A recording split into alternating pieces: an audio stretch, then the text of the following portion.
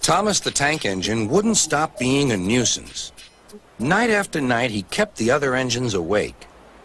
"I'm tired of pushing coaches. I want to see the world." The other engines didn't take much notice, for Thomas was a little engine with a long tongue.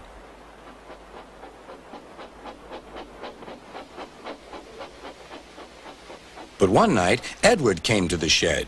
He was a kind little engine and felt sorry for Thomas. "I've got some freight cars to take home tomorrow. If you take them instead of me, I'll push coaches in the yard." "Thank you," said Thomas. "That will be nice."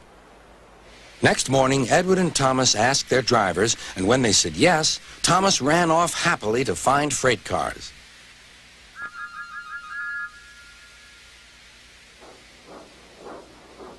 Now, the freight cars are silly and noisy. They talk a lot and don't attend to what they are doing. And I'm sorry to say, they play tricks on an engine who is not used to them.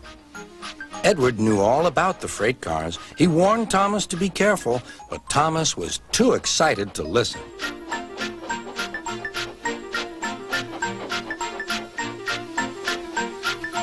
The shunter fastened the coupling, and when the signal dropped, Thomas was ready.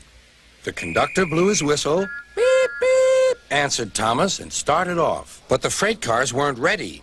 "Oh, oh," they screamed. "Wait, Thomas, wait!" But Thomas wouldn't wait. Come on, he puffed. "All right, don't fuss. All right, don't fuss," grumbled the cars.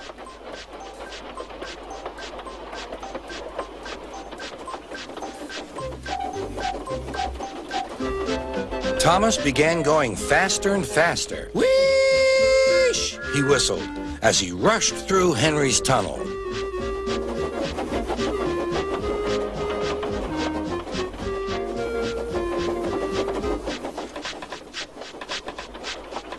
"Hurry, hurry," called Thomas.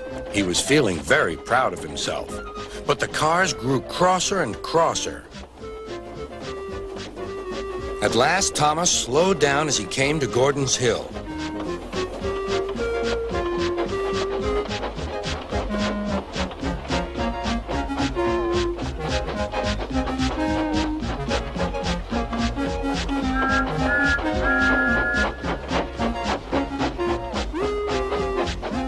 "Steady now, steady," warned the driver as they reached the top. He began to put on the brakes. We're stopping," called Thomas.